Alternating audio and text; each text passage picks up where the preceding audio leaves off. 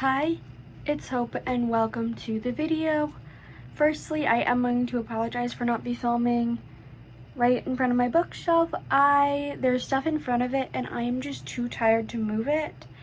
But I do want to get this filmed, so we're just going to film this here. I'm literally sitting at my desk with my laptop right in front of me because we are going to be doing my March wrap-up and stats. And I will also say this wrap-up is going to be very quick. I'm not really going to go into too much detail on some of the books because, again, it's like I'm in a weird mood of like I want to upload something but I don't want to film something. So we're going to keep the filming simple so that I enjoy it. And I'm also just in general kind of tired. I had a really long day, but I want to get this filmed. So first we'll go through my stats. Normally I have like a stats thing that will be popped up on screen. I do not feel like making one of those. So I'm just going to tell you and yeah. So I did read 15 books in March. Technically, I read 15 and a half because I got halfway through a book, but I'm counting the book that I got halfway through into April stats because I'm going to finish it in April. I read 5,660 pages, so that is the most pages read so far this year. I know we're only going into April. And my average star rating was a 4.43, which I would say is pretty good. I read 8 ebooks, 1 mixed, which means multiple formats, and then 6 physical. The audiences were 11 adult and 4 YA. And then the genres were 3 dark romances, 1 erotic, 4 fantasy, 4 romance, and 3 sci-fi. So, pretty good month. And the first book I finished in March was Someday Someday by Emma Scott. Technically I started this in February, but I finished it in March. And this I gave 5 stars. I absolutely loved it. This basically, we are following Max, who after recovering from addiction, he ended up going through med school and becoming a ER nurse. But when he realizes that that's maybe not for him, he's offered a job with a private company to take care of this billionaire who has MS, and he takes on this job. He wants this job, but then he meets Silas, who is the son of like the person he's taking care of, and Silas and Max actually met at a NA, which is Narcotics Anonymous meeting, and the two of them go from there. So it is a romance, and I really enjoyed this because it dives into deep topics such as like narcotic addiction. Max was kicked out when he was 16 for being gay. We also have the topic of conversion therapy because Silas was sent to conversion therapy, and so it was definitely a like hard-hitting read that was really good, and I really enjoyed it. The next book is The House in the Cerulean Sea by TJ Klune. I did read this physically, but I was borrowing it from my library and I had to return it. But this I gave 4 stars. And in The House in the Cerulean Sea, we are following Linus, who basically he works for like this magical agency that kind of deals with these magical kids that are in essentially kind of like the foster system. And he is basically sent to this orphanage like for a job for like looking at the orphanage, making sure everything's running smoothly, because some of the children that are in this orphanage are meant to be like the worst of the worst cases. And he kind of goes to the orphanage and realizes that these kids are not as bad as their file says, while also becoming friends with the like person who runs the orphanage, Arthur. And it is just a very like cozy fantasy. The fantasy elements are very like minimal beyond just the kids being magical, and it was a good read. It didn't blow me away like a new favorite, but it was 4 stars. I did enjoy it. I mean, I'm not surprised. It's a TJ Klune book and I enjoyed it. The next book I read is The Murder Between Us by Tal Bauer, and this basically we are following Noah and Cole, and basically they meet one night in Vegas, and kind of have a night together, and then they go their separate ways. And then eventually they end up put on the same case because they both work for the FBI. They're put on this same case of this serial killer who's returned, and trying to solve that murder while also figuring out their feelings. And Noah is also a single dad, so it's also navigating how does he introduce that part of his life, like how does he merge the two parts of his life, like his personal life and him being queer to his daughter, and how does it all balance. And this was really good. I gave it a 4.5. I really liked the more analytical aspects of it because Cole is like part of the behavioral analysis unit, so he's kind of the one that knows a lot about the behaviors of these serial killers and their motives. And so it was cool to kind of see, like, okay, so there's this suspect, but they don't fit it because of this reason, but they do fit it because of this reason, but here's why they're not. And then also of like just all of those analytical things. That's what I really loved beyond just the romance. And I also like how this was a kind of more older romance because Noah is 40 and Cole is like early to mid 30s. So they're older than what the typical protagonists in books that I read are, and so it was very much a difference. And it was also like a romantic suspense, which is something I don't read that often, but I will 100% be reading the sequel, hopefully sooner than later. The next book I tried to read and ultimately DNF'd is Priory of the Orange Tree by Samantha Shannon. Don't ask me what the fuck this is about. I made it 171 pages and I cannot tell you shit except there was 4 point of views and I was confused the entire time. I think it just wasn't a book for me. I am kind of out of my fantasy era a bit. So maybe if I end up getting onto that fantasy era where I'm just like wanting to read fantasy, I might try it again. But right now, yeah. The next book I read is Unhinged by Onley James, and I gave this 5 stars. I fucking loved it.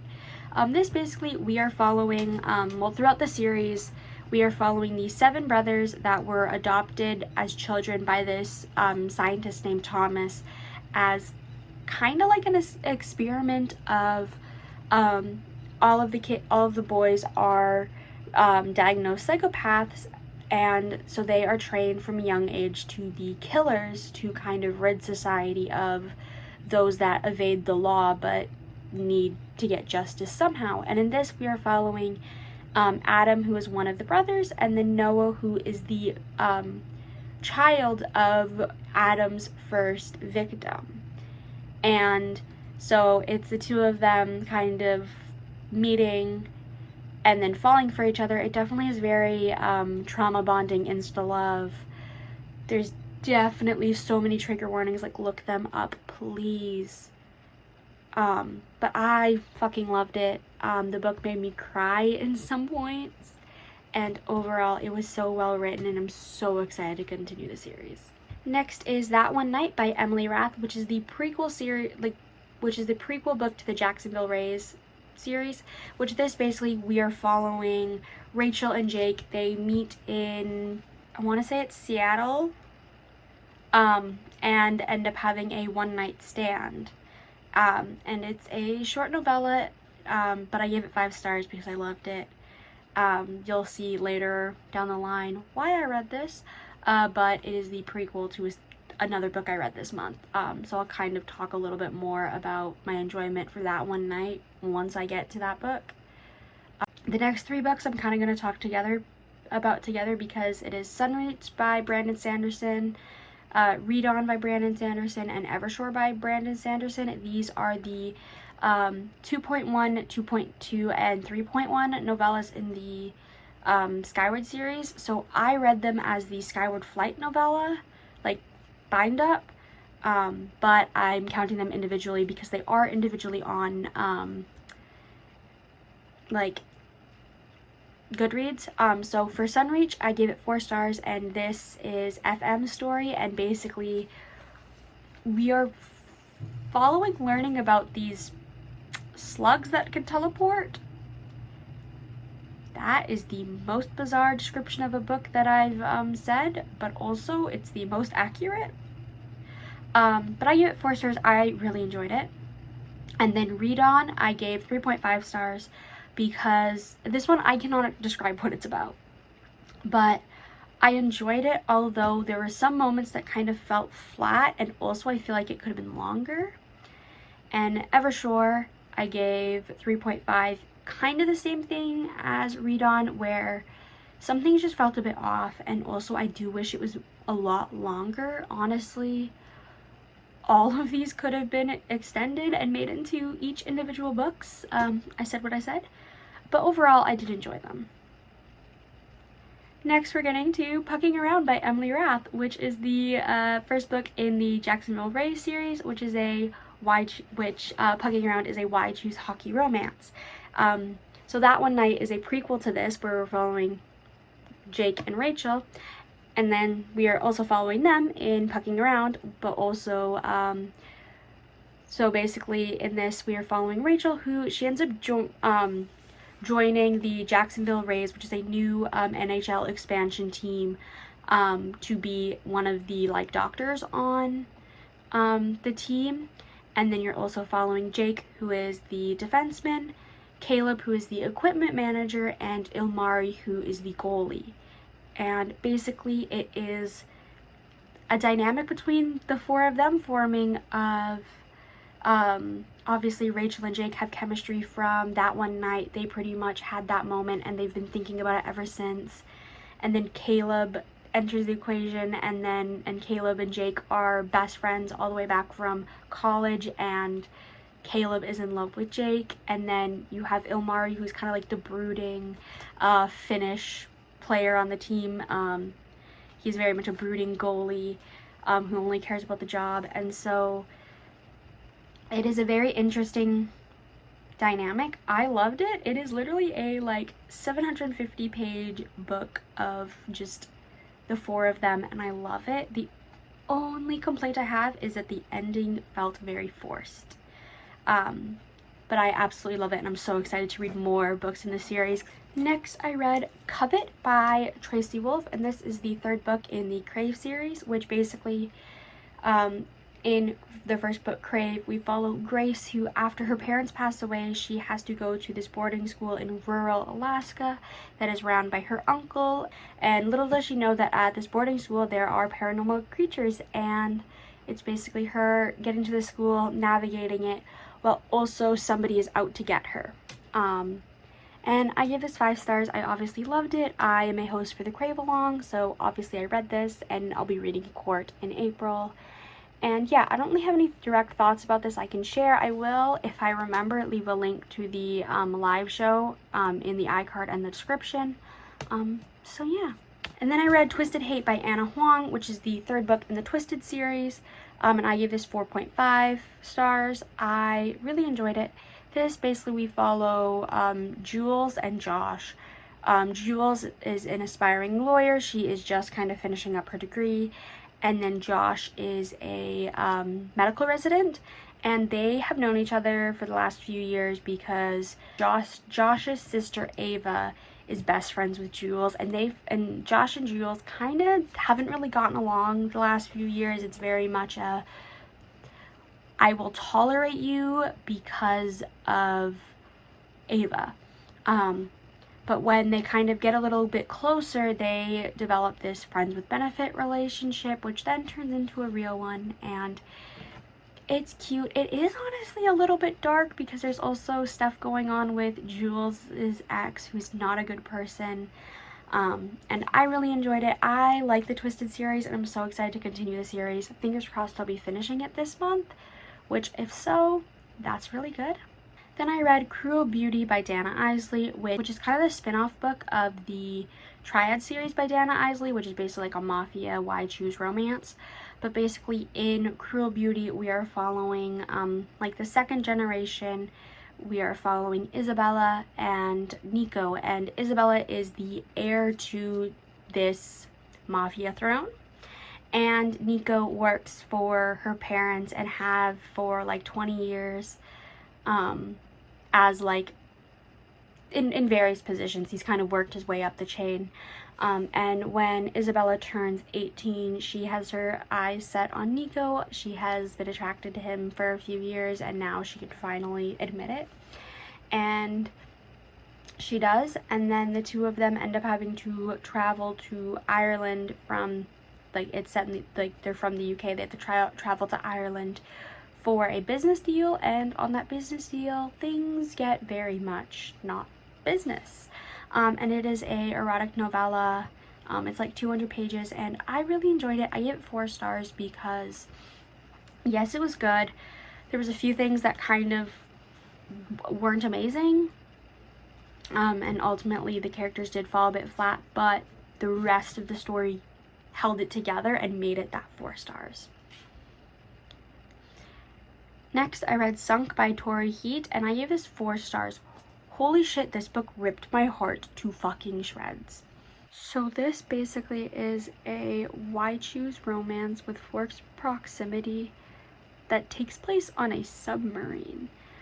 So basically we are following Lucy, Tucker, Jack, and Nathan as they are all on this like expedition to kind of search like a place that is now going to be possibly considered the like lowest point in the ocean. So they go down there on a submarine, and they are stuck there for 3 months because it's like a long haul mission, and in the process romance happens. Lucy and Tucker have been best friends since they were like in elementary school or something like that, and then so they obviously know each other. And then Jack and Nathan are new people. They've never met the others, and the 4 of them are basically plopped on this submarine going, hey, don't kill each other. And then they grow closer. Lucy gets with each of them, but then also there's a little something going on between 2 of the guys. And while I will say the characters did feel very like one-dimensional, and that the relationships I feel like could have been a little bit more developed, this book said, here, we're going to take your heart, rip it out of your chest, roast it over a nice open fire, and make you eat it. I literally spent the entire last chapter of the book just sobbing. Like, when I say sobbing, I don't mean like a couple tears. I mean like just like ugly sobbing. I mean ugly sobbing, crying, snot everywhere. It was looking back, it was a disaster, and in the moment it felt like my heart was being ripped out of my chest. In my defense, we were warned, but I refused to believe it. And so ultimately I ended up giving it 4 stars because the ending broke me, but then the characters were just a little bit weak, so 4 stars. And then the final book I read in March is Kingdom of Ash by Sarah J Maas, which I'm not going to talk about this that much because it's the 7th book in a series, but it is the final book in a series. It's the final book in the Throne of Glass series, which it was YA fantasy, now it's adult fantasy, I believe. But this is a case of, I love this book so much. I love these characters. I'm sad that I'm leaving these characters behind. Yes, am I immediately rereading the series? Yes, I have the first 3 books on my April TBR because I just want to reread this series. There were many moments that I cried, that I was happy, that I was frustrated with characters' decisions. But overall, I did really, really, really enjoy it, and I highly recommend the Throne of Glass series to anybody who reads fantasy. So yeah, those are the books that I read in March. Also, I apologize that this video isn't really high energy fun, but it's a video. Hopefully you enjoy it. Let me know what is one book that you read in March. And yeah, don't forget to like and subscribe. It really helps my channel grow. Thank you so much for watching, and I hope to see you in my next video. Bye!